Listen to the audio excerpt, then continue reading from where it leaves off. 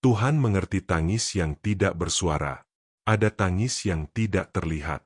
Tidak ada suara, tidak ada air mata yang jatuh di depan orang lain, tetapi hati terasa sangat sakit. Kita tersenyum di luar, tetapi di dalam, ada beban yang begitu berat. Kita tetap menjalani hari seperti biasa, tetapi sebenarnya kita sedang berjuang diam-diam. Tidak semua luka bisa diceritakan. Tidak semua pergumulan bisa dijelaskan dengan kata-kata. Ada rasa kecewa, kelelahan, dan kesepian yang hanya bisa dirasakan, tetapi sulit diungkapkan. Dalam kondisi seperti ini, kita mungkin merasa sendirian. Seolah tidak ada yang benar-benar mengerti apa yang kita alami. Bahkan kita bisa berpikir bahwa Tuhan pun tidak melihat apa yang tersembunyi di dalam hati kita. Namun firman Tuhan berkata dalam Mazmur 56 ayat 9, "Sengsaraku engkaulah yang menghitung-hitung, air mataku kau taruh ke dalam kirbat MU, bukankah semuanya telah kau daftar?" Ayat ini begitu indah. Tuhan bukan hanya melihat penderitaan kita secara umum, tetapi Ia menghitungnya satu persatu. Bahkan air mata kita, yang mungkin tidak dilihat oleh siapapun, disimpan oleh Tuhan. Artinya, tidak ada satupun rasa sakit yang terlewat dari perhatian Tuhan. Tangis yang tidak bersuara pun didengar oleh-Nya. Seringkali kita berpikir bahwa Tuhan hanya merespon doa-doa yang diucapkan dengan jelas. Kita merasa harus berkata-kata dengan benar, menyusun kalimat yang rapi, atau menunjukkan iman yang kuat. Namun kenyataannya, Tuhan melihat jauh lebih dalam dari itu. 1 Samuel 16 ayat 7 berkata, "Tetapi Tuhan berfirman kepada Samuel, janganlah pandang parasnya atau perawakan yang tinggi, sebab aku telah menolaknya.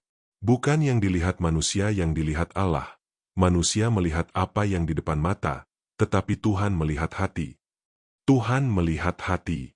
Ia melihat luka yang tidak terlihat, pergumulan yang tidak terucapkan, dan tangis yang tidak terdengar oleh manusia.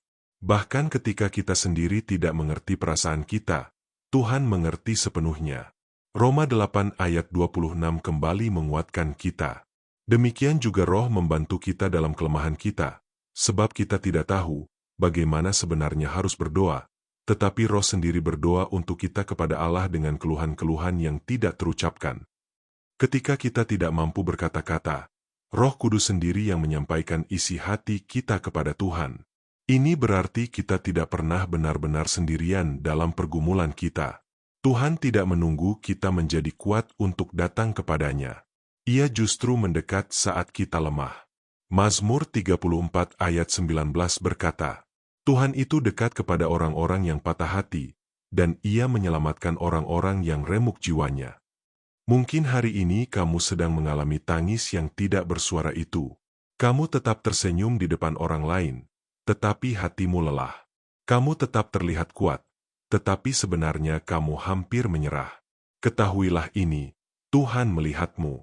Ia melihat setiap luka yang kamu sembunyikan. Ia memahami setiap perasaan yang tidak bisa kamu ungkapkan. Ia mendengar tangisan hatimu, bahkan tanpa suara.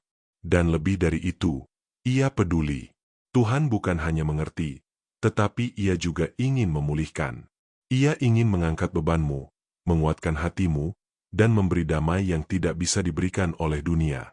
Mungkin pemulihan itu tidak terjadi seketika, tetapi setiap kali kamu datang kepada Tuhan, bahkan dalam diam, Ia sedang bekerja di dalam hatimu.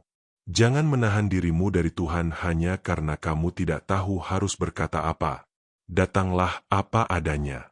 Datanglah dengan hati yang hancur, karena bagi Tuhan, tangis yang tidak bersuara pun sangat berharga. Dan di tengah semua itu, Ia tetap memegang hidupmu dengan penuh kasih. Mari berdoa. Tuhan, Engkau tahu setiap tangis yang tidak bisa aku ungkapkan. Engkau melihat setiap luka yang aku sembunyikan. Saat ini aku datang kepadamu dengan hati yang lelah dan penuh beban. Aku mungkin tidak punya kata-kata, tetapi aku percaya Engkau mengerti. Tolong aku, ya Tuhan, kuatkan aku, dan pulihkan hatiku. Biarlah aku merasakan kasih-Mu yang menghibur dan damai MU yang menenangkan. Dalam nama Tuhan Yesus aku berdoa. Amin.